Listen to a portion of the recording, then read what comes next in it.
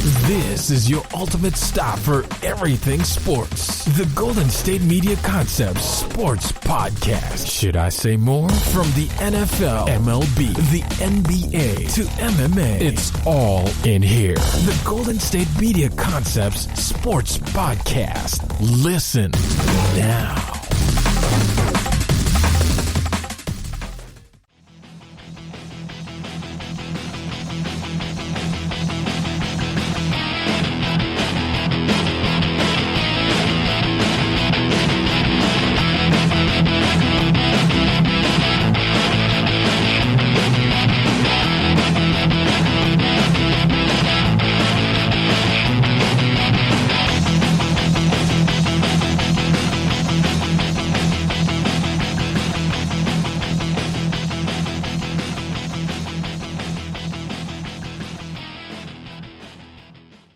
Hello, and welcome back to the GSMC Sports Podcast, brought to you by the GSMC Podcast Network. I am your host, Alex Masford. Thank you so much for tuning into today's episode and to be continuing to listen to the show. If you are a returning listener, we really do appreciate you. Before I start talking anything sports, I want to remind you all of a couple of things. First, please subscribe to the podcast on whatever podcasting app or website you are listening to this on. To do that, you can just go to our homepage and hit the subscribe button. If you're on Apple Podcasts, it'll be in the top right-hand corner with next to that plus sign that says subscribe. You want to subscribe to the podcast for a couple of reasons, but the main one being you get those alerts and those notifications on your phone, on your laptop, on your watch, on whatever you may be listening to this episode on, and you can always know when we drop a new episode of the GSMC Sports Podcast here at the GSMC Podcast Network. Again, please subscribe to the podcast so you can get those alerts and notifications, and that way you can never miss an episode and be one of the first people to listen to a new episode when we release it. Again, please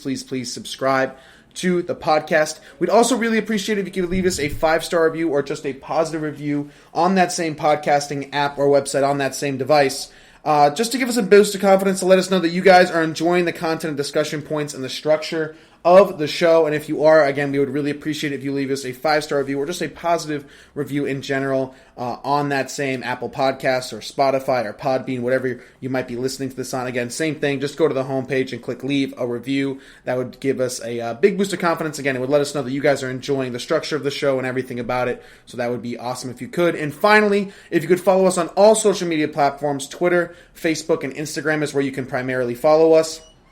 Over there, we can interact and pretty much talk about anything. Over on social media, we can talk about sports, we can talk about life, we're going to do some live tweeting of some big-time hockey games or baseball games when the season starts. Whatever it may be, all of those interaction needs can be found on social media. So again, Twitter, Facebook, and Instagram is where you can primarily follow us, and we would love if you could do so. I hope wherever you are and however you may be listening, you and your family are happy and healthy during these extremely trying times in the world today. We have a fantastic show for you all today. Coming up later on in the show, I want to discuss a couple of things in the NFL, but mainly a rumor about who could be a new quarterback in San Francisco. Not necessarily a new starter, but maybe some competition for Jimmy Garoppolo. We'll get to that. We'll get to why the Brooklyn Nets, in my opinion, are now the favorites to win the NBA championship over the Los Angeles Lakers. And there's only one team, in my opinion, in the East that can stop them, and that's if they make a trade in the next 24 hours, as the NBA trade deadline is tomorrow when you're listening to this, or today if you're listening to it on Thursday. I also want to talk about why the injury to LeBron James might be more significant that people are giving it credit for. That's coming up towards the end of the episode. Also, I want to talk about the Los Angeles Rams, the Green Bay Packers, and the Indianapolis Colts at a point during this episode as well. So it's an absolutely packed show, but the first thing I want to talk about is probably the biggest piece of news to come out of the NFL over the past couple of days. Again, the free agency market started off with a bang. Kenny Golladay to the Giants, Will Fuller to the Dolphins. A lot of these big-name free agents were already on the move. And now things have sort of settled down a little bit, but the Tampa Bay Buccaneers did end up signing interior defensive lineman Ndamukong Suh, obviously, was a part of the championship team last year. And they're essentially still really one main piece in Leonard Fournette away from really bringing the entire crew back of this Tampa Bay Buccaneer team. But in general, they said at the parade, drunkenly or not, that they were going to bring every single person back from this Super Bowl roster, the core back, and they were going to run it back. And I have come to the conclusion now that I think the Tampa Bay Buccaneers are, at least heading into the season, still the best roster in the NFL and the best team in the NFL. So to recap their free agency, they obviously won the Super Bowl last year, have an incredible end to the season. I'll get to that in a minute. And, of course, they have a ton of these free agents on the market, right? A lot of people were saying, like, hey, they've got Tom Brady. They're going all in on these next year, maybe even 2 years. They're going to have a ton of free agents. They're not going to be able to bring back Shaq Barrett and Levante David and all these other guys. Well, Levante David signs a 2-year deal. Shaq Barrett signs a 4-year, $68 million deal. Even the kicker, Ryan Suckup, who didn't miss a kick the entirety of the playoffs, signs a 3-year, $12 million deal. Now, Ndamukong Suh, defensive lineman interior, a guy who historically has been more about the money than winning, finally gets his ring with Tampa Bay, decides he wants to stay on the winning side of football at age 34, signs a 1-year, $9 million deal. Rob Gronkowski, even though he dipped his toe into free agency, signed a 1-year, $9 million deal. That's not even mentioning the fact that they got Chris Godwin coming back on the franchise tag, and in my opinion, they still are in the running for a guy like Leonard Fournette, who obviously was called, Playoff Lenny during their Super Bowl run. Of course, Antonio Brown is expected to be back as well. There's been some rumors about the Seahawks dipping their toe in sort of the Antonio Brown pool. I've talked about that before. About a year ago this time, maybe even before that, during NFL free agency, the first period, when Antonio Brown was sort of trying to get back into the NFL after being released by the Patriots and obviously the Raiders situation. Russell Wilson was really high on Antonio Brown and wanted to bring him in. So there's been some talks about that, but in my opinion, I think he's going right back to Tampa Bay to play with Tom Brady, who everybody wants to play for. Again, this free agency doesn't happen unless Tom Brady takes a pay cut. Tom Brady is taking the same amount of cap hit to the Tampa Bay Buccaneers as the entire New England Patriots quarterback room is right now. This is Tom Brady's MO. We want to talk about the Patriot way. We want to talk about staples of Tom Brady and the dynasty and the Patriots, and now with Tampa Bay, of course. One of the reasons why Tom Brady has been able to win at a consistent level and always be surrounded by good teams is, yes, he's surrounded himself with great people like Bill Belichick, New England Patriots. Now with Bruce Arians and the brass, Jason Leitch of the Tampa Bay Buccaneers. Really smart organization. Tampa Bay's been good for years. Again, they used to be called the Succaneers, lowest winning percentage from a franchise. But again, they had good management. They always had good teams. They always had to seem to have good players. They weren't like the Browns and going 0-16 and literally having not a single good player on their roster. The Jets last year not having a single Pro Bowl. There were always guys with the Tampa Bay Buccaneers. They're passionate fan base. They just needed that quarterback. They needed that spark. That was Tom Brady. Now, what does the future hold for this team? I think they should be the clear-cut favorites going into next season. Again, when you look at their free agency, if I had told you that they were going to get arguably the best linebacker on the market, the best pass rusher on the market, maybe the best interior defensive lineman on the market, a top 3 tight end on the market, and arguably the best wide receiver on the market, you would have said that they won free agency easily. Forget the fact that they played for their team last year. They're being able to win a Super Bowl and bring back the exact same roster is something that usually doesn't happen, specifically in the NFL. It's a lot easier to do that in basketball with the way the contracts are set up, the salary cap.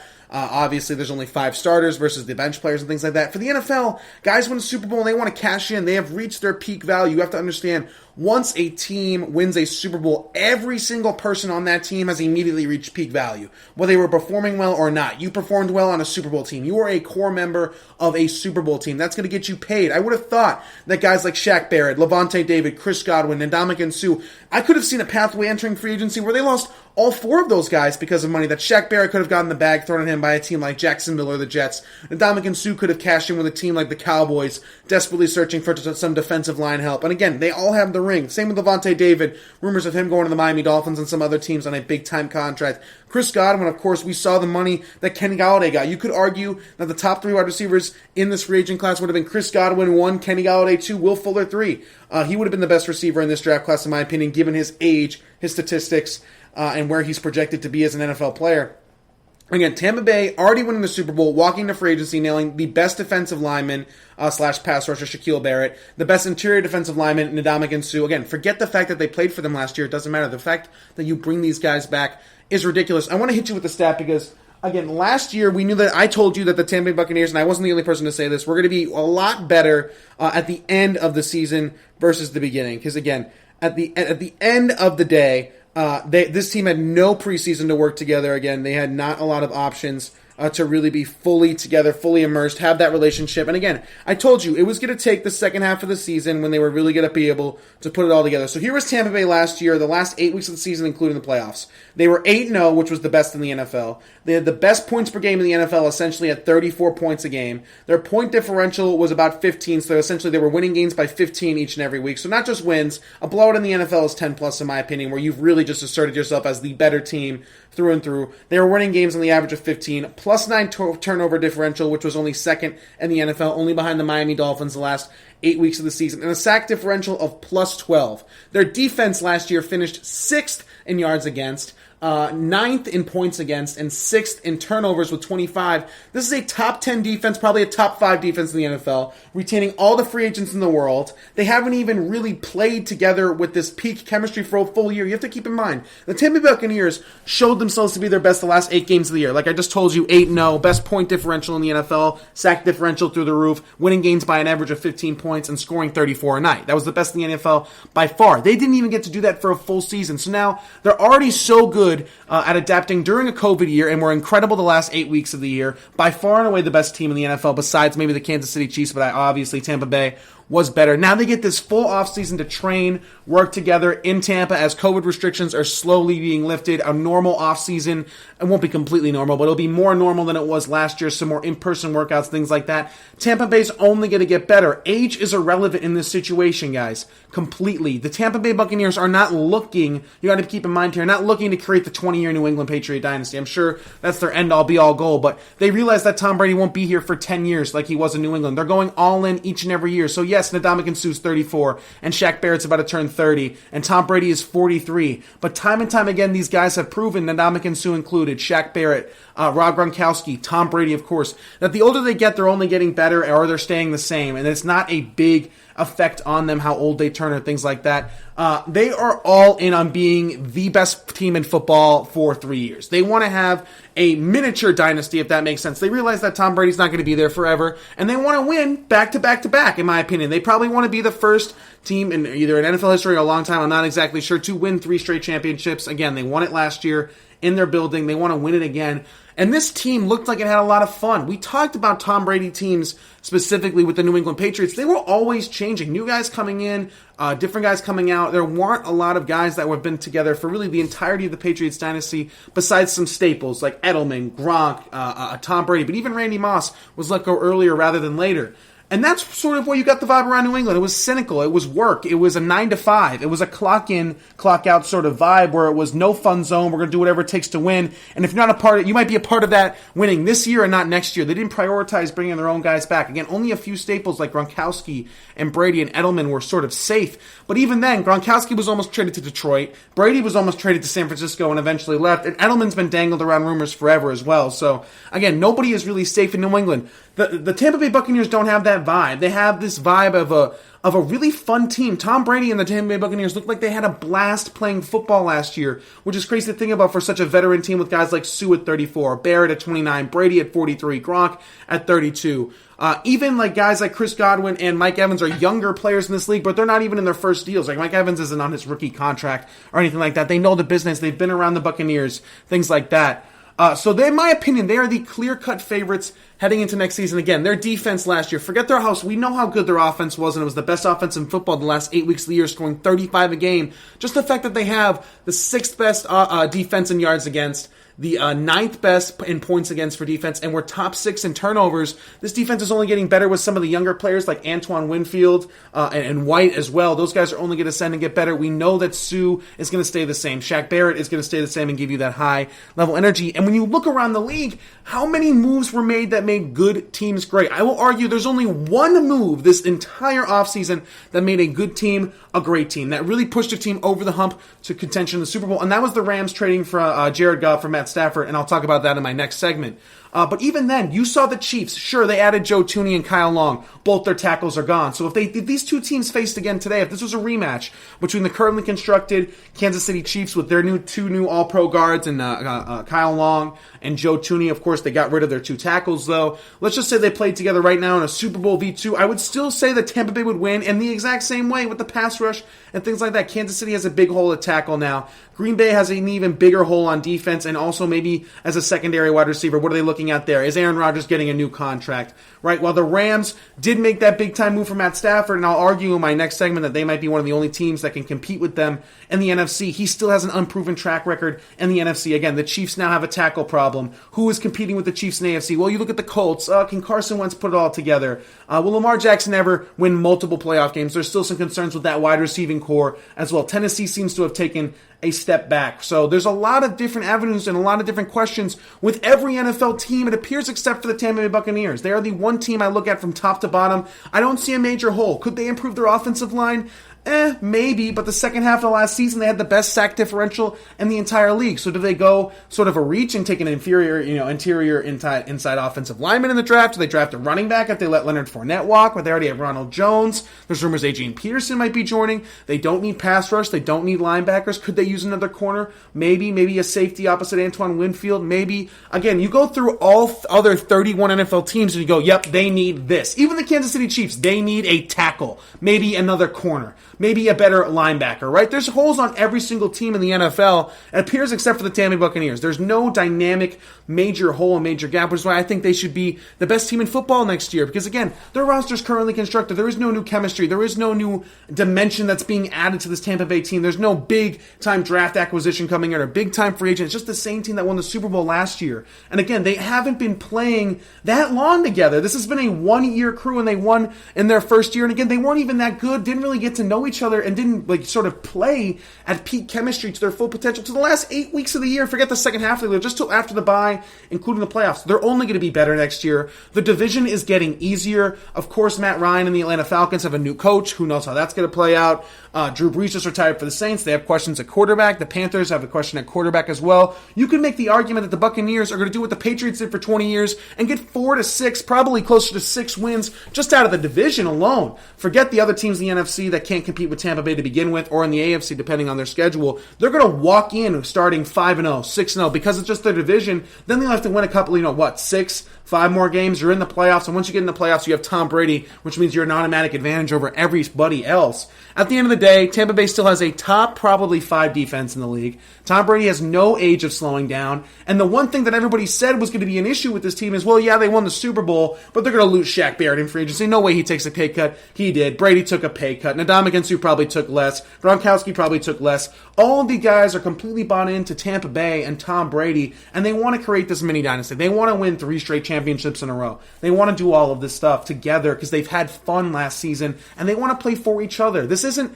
comparable to the New England Patriots. It's a different vibe. It's a different organization, a different city. To be quite honest with you, it might be a different Tom Brady. Same Tom Brady in terms of winning and accolades and things like that, but different personality, different process. Again, he's going to work harder than everybody else, but maybe it's a little bit loose, a little bit more let back, a little more personality showing for Tom Brady. Again, I think the Tampa Bay Buccaneers are the clear-cut favorites in the NFL, and that's going to do it for this segment. But on the other side of this break, I want to talk about 2 NFC teams. I want to talk about the Green Bay Packers and the LA Rams, and those are really the 2 biggest competitors to the Tampa Bay Buccaneers coming out of the NFC. I want to do a State of the Union on both of those teams, all coming up right after this short break.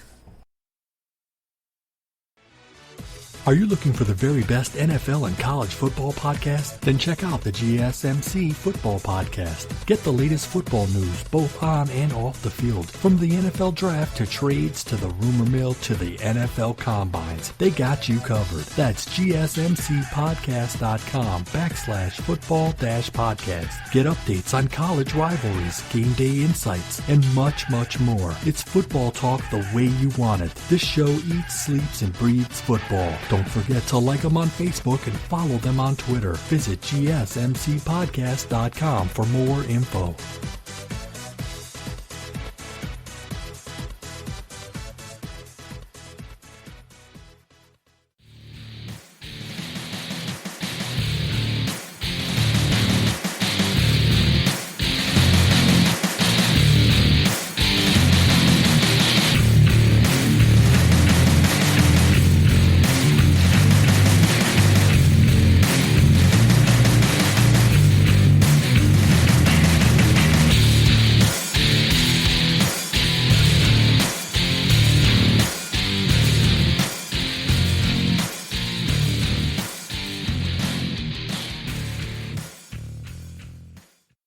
All right, and we are back here at the GSMC Sports Podcast, brought to you by the GSMC Podcast Network. Again, I am your host, Alex Masfer. Thank you so much for tuning into today's episode and to be continuing to listen to the show. If you are a returning listener, we really do appreciate you.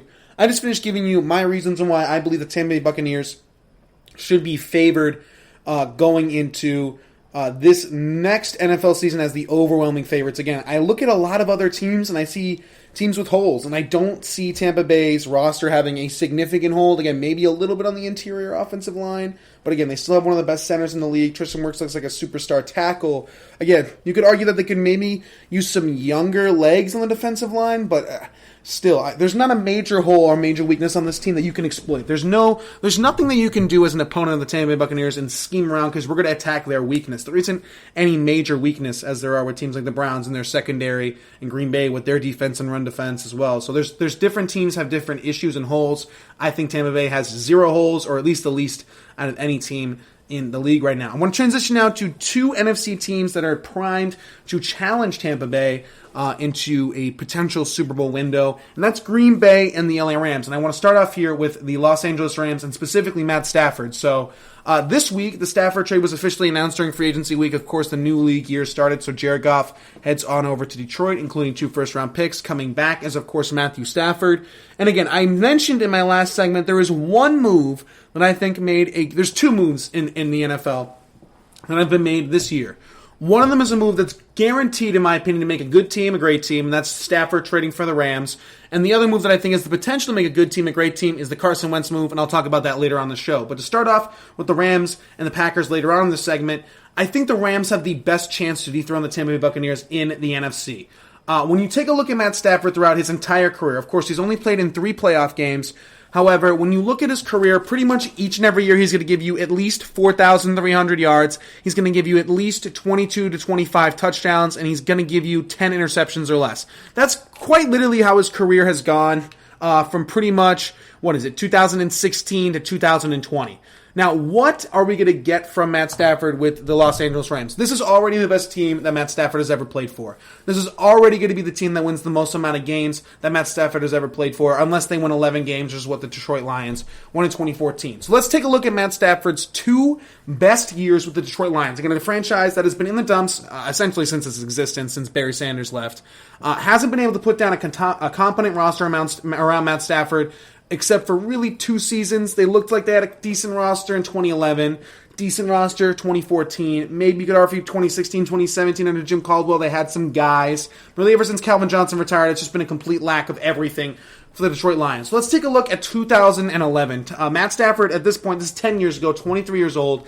Lions went 10-6 that year. Matt Stafford had a 64% completion percentage, 5,000 yards, 41 touchdowns, 16 interceptions, percentage of 2.4%. Longest touchdown was obviously 73 yards, everything like that. Fantastic year for Matthew Stafford in 2011. That's when he really looked like the real deal. Now, his next best year was probably 2014 in terms of winning success-wise. That was his best year winning-wise. They went 11-5. Stafford, again, 4,300 yards, 22 touchdowns to 12 interceptions. So different year statistically, but more wins, 60% completion percentage. I think that this year, at age 33, Matthew Stafford is going to have the best year of his career. I think there's going to be a point in the NFL season next year where he is in the most valuable player discussions. Because you have to remember, Matthew Stafford does not have the resume of a Hall of Famer wins-wise. He has everything statistically. In his career, he's thrown for over 45,000 yards, already 282 touchdowns to just 144 interceptions. Career record of 74-90 though, so that's the thing. And he's played in 3 playoff games, 0 wins, has 31 comebacks and 38 game-winning drives. So he has the ability to come back from behind, maybe more than any other quarterback in this league, not named Tom Brady. So when you pair Matthew Stafford, who again is statistically this good, right? Again, already with 45,000 yards, 282 touchdowns, a completion percentage of a career of 64%. Again, absolute stud statistically everywhere across the board. Has 38 game-winning drives, 31 comebacks in the fourth quarter or overtime. So again, you see this and you think, wow, this guy was who? The best guy in the market? No. They gave up, 2 first-round picks in Jared Goff, and again, he wasn't arguably the best quarterback available. Deshaun Watson, though he's going through a ton of stuff off the field that needs to be taken seriously, is still considered the quote-unquote best quarterback available, if he's even available. There's been Russell Wilson speculation, of course, as well. Matthew Stafford was sort of in the background. He made this trade happen, everyone talked about it for a week, and then nobody really talked about it. Again, this is the only move, in my opinion, that guarantees a good team to become great, and I think they are the team now to go to the NFC Championship game, and they'll meet the Tampa Bay Buccaneers probably in Tampa Bay. So again, I gave you all these Matthew Stafford statistics. Now let me tell you the LA Rams defensive statistics last year. Yes, they lost lost their defensive coordinator and their stud secondary member, John Johnson III, safety, one of the better ones in the league, probably the most underrated safety in the league. So yes, they did lose some pieces, keep that in mind. But last year, in a COVID year, they were the number one defense in yard against and the number one defense in points against. Translation, they're the best defense in football. They gave Green Bay fits despite Jared Goff having two sort of needles or whatever plates in his thumb and couldn't really throw, and they gave them a hell of an opportunity to win that game. And of course, they beat Seattle in Seattle as well. This defense is incredible. It's the best defense Stafford has played for. It's not close. It's the best coach Stafford has played for, and it's not close. It's the best roster Stafford has played with. It's not close. It's the best general manager and ownership group that Stafford has played with, and it's not close. Not to mention he's back home in California where he wants to be. Sunny weather, brand new stadium, new fans, everything like that, new uniforms going back to last year. And again, you have a guy who's been giving you 45,000 yards. Now, here's the question with Matt Stafford. It comes down to this season for him. This is a make-or-break year for Matt Stafford's career. This is not going to be the only year he's in Los Angeles. They don't trade for Matt Stafford. He's not going to retire at 35. My guess is he plays 3-4 years here in Los Angeles for the LA Rams. But it's all on him this year. He has the talent. Obviously, we know Sean McVay is a top head coach in the league. I just gave you the statistics. We know the LA Rams defense is going to be legit year in and year out. They have a good enough offensive line. They just added Deshaun Jackson. They still have Robert Woods, Cooper Kupp. Great offensive weapons. Tyler Higbee at tight end. Cam Akers at running back. Looks like a bona fide star. They'll probably address the offensive weapons in the draft like they've been doing the past couple of years. Finding guys in the second, third round to make major contributions. Guys like Cam Akers. Guys like Josh Reynolds, who's obviously signed to a different team. Even Van Jefferson wasn't a first-round pick last year. He looks like a pretty good player. So the Rams are going to draft well, too. Matt Stafford has everything. It's time to deliver. It's time to get those wins. And I think he will. Again, if Matt Stafford, here's the key stat for me, why I believe Matt Stafford is going to be in the MVP conversation this year, and they are the only team in the NFC that can really rival the Tampa Bay Buccaneers. It's those 31 comebacks and those 38 game-winning drives. Sure, Matthew Stafford has a career record of 74-90-1. You would say he's not a proven winner. But those 38 game-winning drives and comebacks are second in the league the last 20 years, only to Tom Brady. And in my opinion, it just shows you when you have 31 comebacks and 38 game-winning drives and 74 wins, right? So you have 38 game-winning drives. So you've won a game on a game-winning drive 38 times, almost over half of Matt Stafford's career wins in the NFL at 74 have been from game-winning drives. That just shows you he's been incompetent, surrounded by bad teammates, bad ownership, bad coaches, bad whatever, and just junk all across the board, which is why I believe that when he gets to Los Angeles like he has now and the season really gets underway, again, it's going to take some time to adjust to those new weapons, those new receivers, new coaches, and everything like that. Matt Stafford's going to fly. Another reason for that is the play-action game. Stafford's never had a run game in his career. The Rams love to run the football. Just like Kyle Shanahan, Sean McVay is a wizard at finding zone schemes for their running backs to look good no matter who it is. They make anybody look good. And again, Cam Akers looks like a star in the making. Had a great playoffs, great game against New England on that Thursday night game, of course, as well. So Matt Stafford has never been able to really use the play action to its fullest ability. We see what a quarterback's best friend, in my opinion, that's a play action game. We see how good Jimmy Garoppolo looks in the play action. We saw how Jared Goff looked in the play action. Tom Brady has been making a living the last 20 years off of dominating in the play action. He's the best play action quarterback of all time, and it's not close. Matthew Stafford has never been able to have a play action game because he's never had a run game. He's never had an offensive line. That's going to come with Los Angeles. They like to run the football. They like to play defense. The play action game is going to explode for Los Angeles, and I think Matt Stafford's going to throw for the most touchdowns he's ever thrown in his career. My personal prediction is he's throwing 43 touchdowns this year while keeping the interceptions at 10 or under. I think we're going to get a combination of old Matt Stafford, not old Matt Stafford, but young Matt Stafford back in the day, about 2011, when he was 23, had Calvin Johnson, had all these weapons, was slinging all over the place, 5,000 yards, 41 touchdowns, but he was turnover prone. He had 16 interceptions. I don't think we're going to get that. Matt Stafford now, the last, what has it been, about 5 to 6 seasons, has had 11, he had 11 interceptions in 2018, but really had, single digit or less, or double 10 or less interceptions since 2015, which I think if you combine that with some 2011 Matt Stafford with the 5,000 yards, 40-plus touchdowns because he's had the weapons, he's got the coach, he's got the system around him, Matt Stafford's going to look like an MVP candidate. What if I gave you a stat line right now that Matthew Stafford goes 12-4/11-5 with the LA Rams, threw for over 5,000 yards, threw 43 touchdowns and 10 interceptions? That is essentially what Aaron Rodgers did this year. He would win MVP, and I'm not going to be surprised if that happens for Matthew Stafford. At this point, I'm almost expecting it. Again, 31 comebacks, 38 game-winning drives. It just shows you, man, he's had nothing around him for, since 2009. He's had nothing around him for the better part of the last 12 years. He finally gets a coach, a system, a city. Everything is going right for Matthew Stafford right now in Los Angeles. He's just got to take this team to the next level. I think he will. In my opinion, is the only move that was made this year in the NFL offseason that made a good team great. We're going to take another short break here, but on the other side of this short break, I will get to the Green Bay Packers and why I think Aaron Rodgers continues to hold them hostage and why they will never reach the hump of the championship. I'll get into that, as well as the other move that I think could make a good team great is Carson Wentz. They also re-signed T.Y. Hilton. Can Carson Wentz be fixed? He's got a new number. What would it mean for the Colts if they were to be fixed? And they'll sort of do the same thing I did with the Rams with the Colts. All that good stuff coming up right after this short break. Check out the show that's built on the MMA. From the UFC to extreme cage fighting, they got the fights covered. Check out the GSMC MMA podcast. Get the latest news on past or upcoming fights. Join us as we talk to and about some of the biggest names in the MMA, past, present, and future. When it's the fight game, there's just one show to check out. GSMCpodcast.com/MMA-podcast. Don't forget to like them on Facebook and follow them on Twitter. Visit GSMCpodcast.com for more info.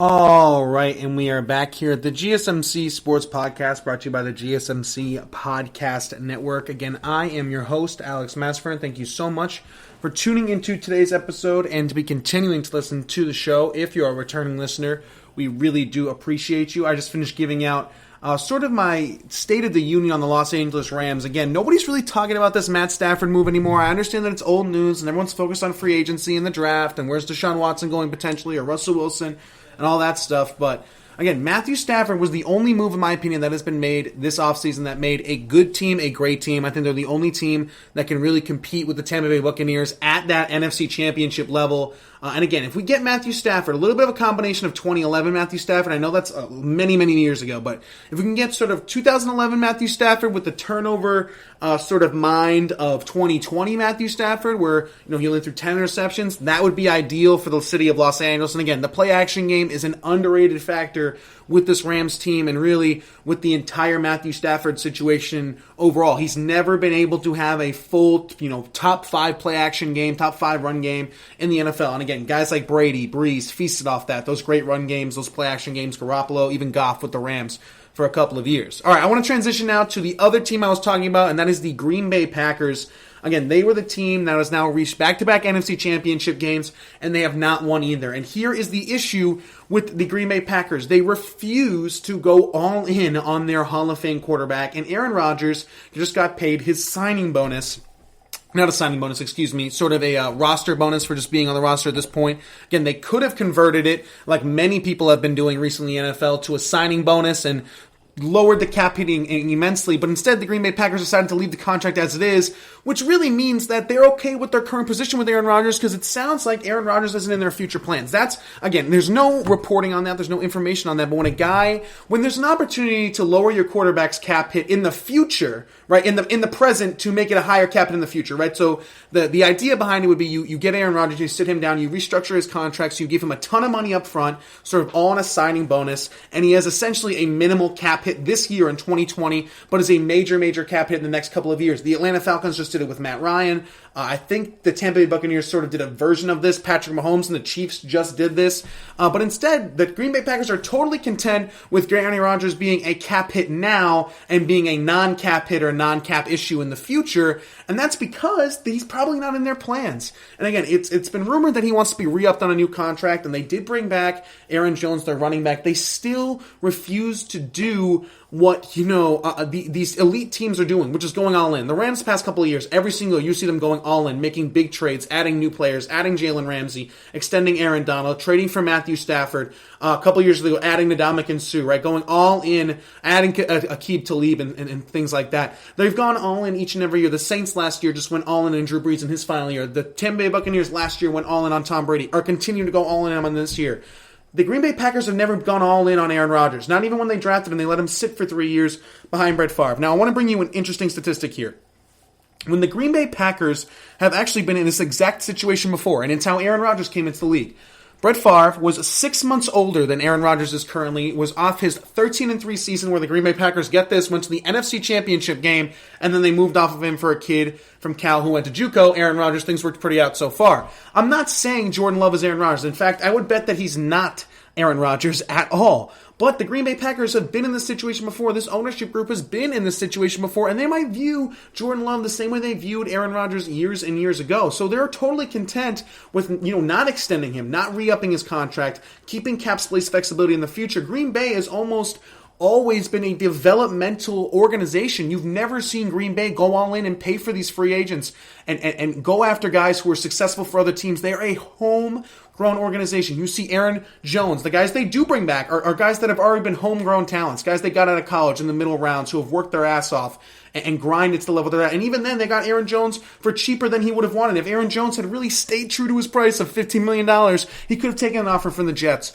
or the Miami Dolphins and made a lot more money. But he wanted to play in Green Bay. And the issue with Green Bay is everyone on the roster, Devontae Adams, Aaron Jones taking less money, seems to be all in on Aaron Rodgers. The only people who aren't all in on Aaron Rodgers is Green Bay. Again, some of this is Aaron Rodgers' fault. You can't put all the blame on Green Bay for not getting him to a Super Bowl. Aaron Rodgers should have run the ball in that last play in the NFC Championship game and maybe scored a touchdown. We all agreed upon that. But also, when you look at the elite quarterbacks in this league, it's specifically the guy he's been chasing his entire career, the GOAT, Tom Brady. Brady's been taking pay cuts each and every year, making his cap hit less, sacrificing for his teammates so they can get all these guys. He's even doing it now at age 43 so they can bring in Shaq Barrett, re-sign him, re-sign Levante David, re-sign Ndamukong Suh, re-sign Rob Gronkowski, re-sign Chris Godwin.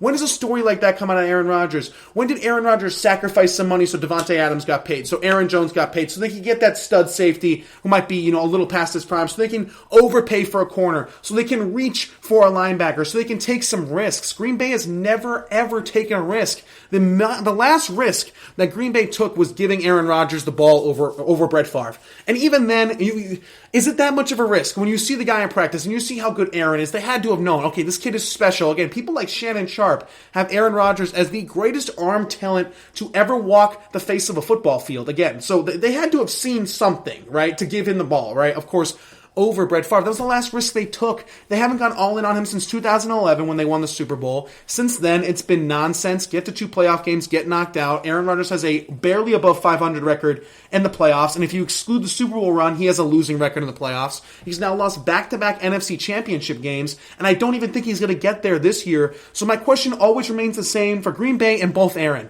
When are you going to make this work? This seems like a divorce that is waiting to happen. This seems like a failing marriage. Each and every year we have this conversation with the Green Bay Packers. This isn't a new topic of discussion on sports shows like ours or anybody others or any of the other ones that you guys probably listen to. Aaron Rodgers has always taken the max amount of money from the Green Bay Packers and has always been a maximum cap hit, and the Green Bay Packers have never taken any risks into getting those free agents for Aaron Rodgers. Both can be true. It can't just be Aaron's letting down Green Bay or Green Bay's letting down Aaron. They're letting down each other. That's the whole point about this sort of segment and sort of rant I've been going on, is that we've been doing this for years. It's almost a topic that I'm getting exhausted out of, is why isn't Green Bay getting Aaron any weapons? Or why isn't Aaron taking a pay cut to support the Green Bay Packers and the general manager and their ownership group, or they don't really have an owner, but really, the board of trustees or whatever? Why isn't he doing them any favors? It goes both ways. Green Bay's not doing Aaron any favors, and Aaron's not doing Green Bay any favors. And to be quite honest with you, from the get-go, Aaron Rodgers never wanted to be a Green Bay Packer. He wanted to be in California. He wanted to play for the San Francisco 49ers.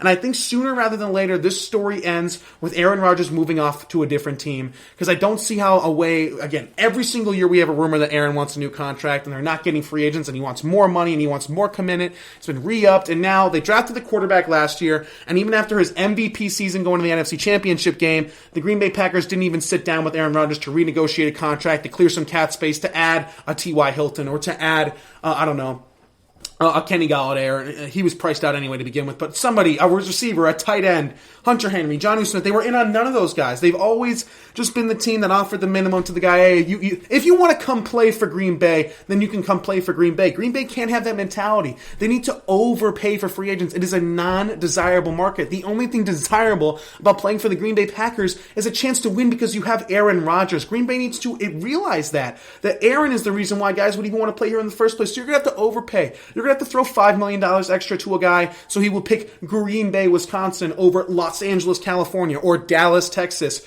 or Miami, Florida, or New York, New York. These big market cities, Green Bay simply cannot compete with. It is the smallest sports town in America, yet it is home to maybe the most historical franchise in all of sports in the Green Bay Packers, yet they have this failing marriage between their superstar rockstar quarterback and their old construct ways of pay nobody, build through the draft, develop homegrown talent, and will win Super Bowls that way. Green Bay hasn't been able to do that since 2011, and that was the year they actually did go all in and sign Charles Woodson and make a big-time move and go in all in on Aaron Rodgers. Again, I've been saying this for almost a year now. If they just committed to Aaron and went all in and said, screw 5 years from now, screw Jordan Love, screw the quarterback of the future. We have 37-year-old Aaron Rodgers coming off an MVP. Let's cut some guys. Let's move the money around. Let's free up some cap space. Let's take a hit 3 years from now so we can win a Super Bowl right now. Because if they just went all in like Tampa Bay is doing, right? And if Aaron took a pay cut like Tom Brady was doing. So again, it goes both ways. If Aaron took a pay cut like Brady, and if Green Bay had the mentality of Tampa Bay, the Green Bay Packers would be the best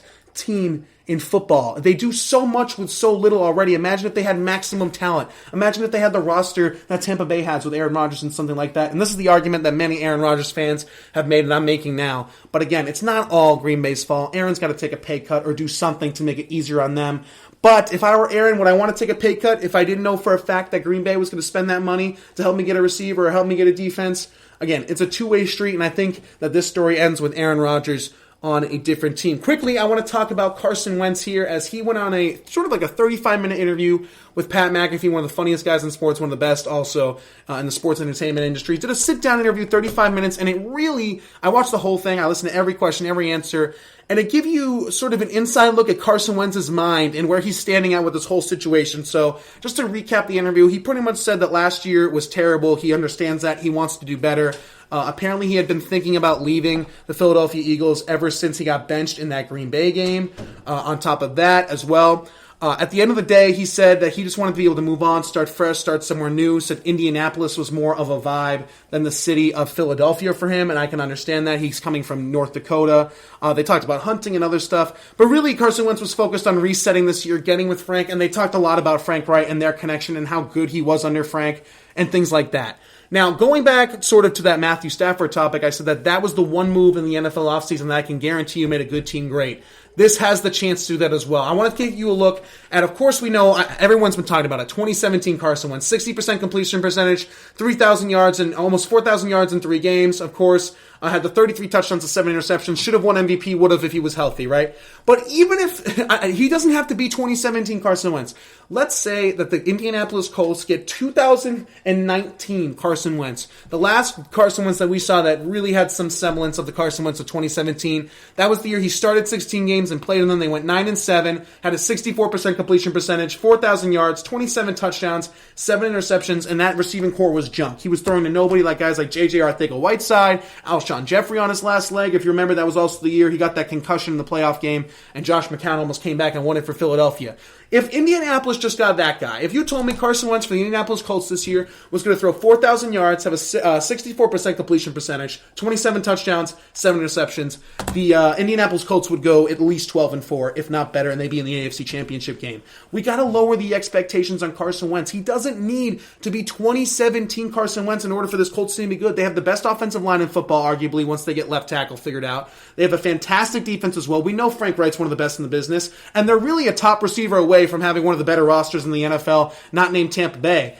And again, they can address that through the draft. They drafted well throughout the years. They had a great second round with Michael Pittman, Jonathan Taylor, all those other guys as well. So you know how it's going to operate there. It's going to be good. They're going to have a good defense. And if Carson Wentz cannot just not be 2020 Carson Wentz, don't give me 16 touchdowns, 15 interceptions. Just give me 27 touchdowns, 7 interceptions. We're not even asking for 30 touchdowns. We're not asking for 5,000 yards if you're an Indianapolis Colts fan. Just give me a higher completion percentage. Give me 64% completion percentage, 4,000 yards, 27 touchdowns, 7 interceptions. This will be one of the better teams Carson has played for. I would argue that this is probably the best roster he's played with since that 2017 Philadelphia Eagles team, which was obviously loaded.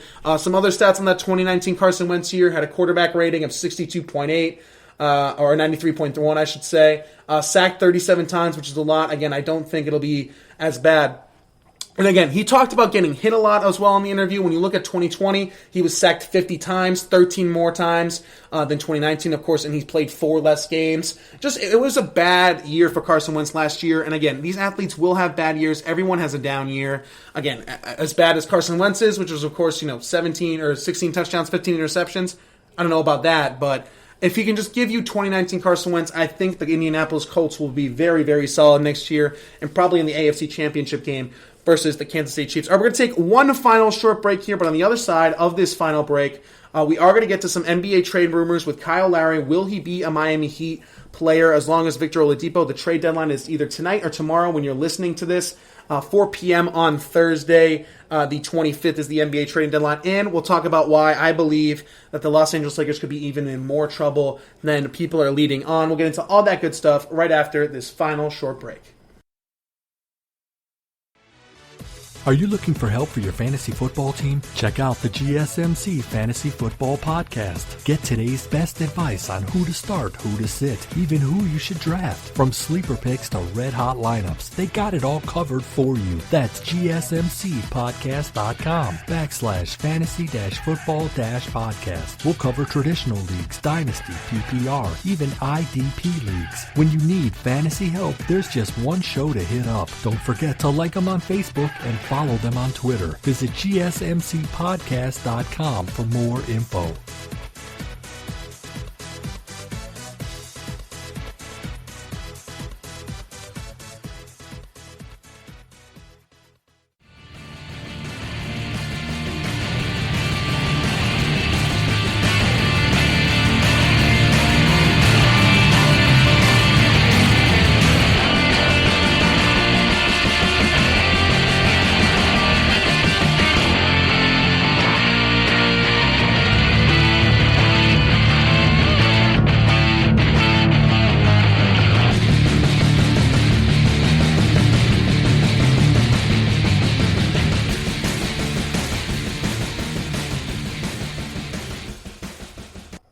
All right, and we are back here at the GSMC Sports Podcast, brought to you by the GSMC Podcast Network for the final segment of today's absolutely packed show today. And I want to transition here to the National Basketball Association. When you're listening to this, today is probably the trading deadline on the 25th, around 3 or 4 p.m., I believe. And the two guys who are rumored the most to be traded are Kyle Lowry, the point guard of the Toronto Raptors, and Victor Oladipo. And I want to quickly go into here why I think the Miami Heat are the key to all of this, because right now I believe Brooklyn is the runaway favorite in the Eastern Conference, and I'll tell you why.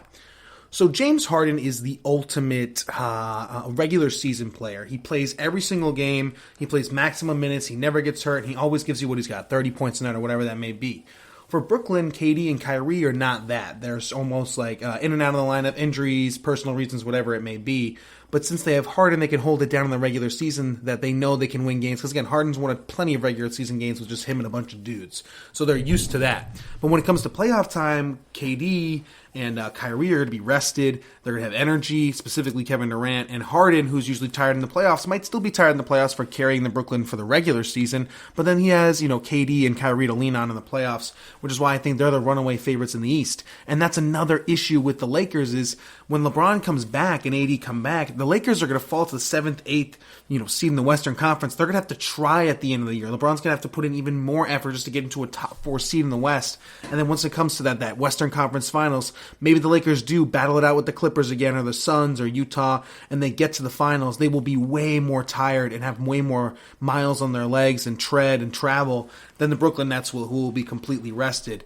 But if there's a team that can stop Brooklyn coming out of the East, it's the Miami Heat. They have the coach to do it, Eric Spoelstra. They have the superstars, Bam Adebayo and Jimmy Butler. But they need to make a major move today. They need to, in my opinion, get both Victor Oladipo and Kyle Lowry if a 4-team trade was possible with like Detroit or Cleveland or Oklahoma City with cap space.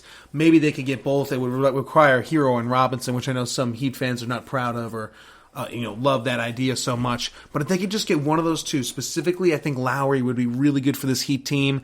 I don't know if Lowry or Oladipo, just them, could do it. Apparently, they're also in on the LaMarcus Aldridge sweepstakes. Maybe if they got Lowry and Norman Powell. But again, they're the only team if they make major moves today, the deadline day. So it's coming soon. That news could come at any moment, even while I'm recording this or while you guys are listening to this. That's the team that could really slow down Brooklyn because, again, Brooklyn's defense is so bad, anybody can score on them. But if there's a defense that could contain Brooklyn that was centered around Butler, Bam, 2 of the top 10 defenders in the league. Kyle Lowry, one of the better defenders in the league. Maybe even throw in Victor Oladipo, who's made, I think has led the league in steals before, I think in 2017. So it would be absolutely crazy stuff. Again, for some statistics, Victor Oladipo this year is averaging pretty much 20 and 4 assists, that is. So 20 points, 4 assists, shooting 33% from the field, 41% from 3, 70% from the free throw, or 76% from the free throw line. That's great. Kyle Lowry, 18 points a game, 43 from the field, 40 from 3, 89 from the free throw line. So both would be great additions. And again, Victor Oladipo was on the All-NBA defensive team in 2017, was the steal champ.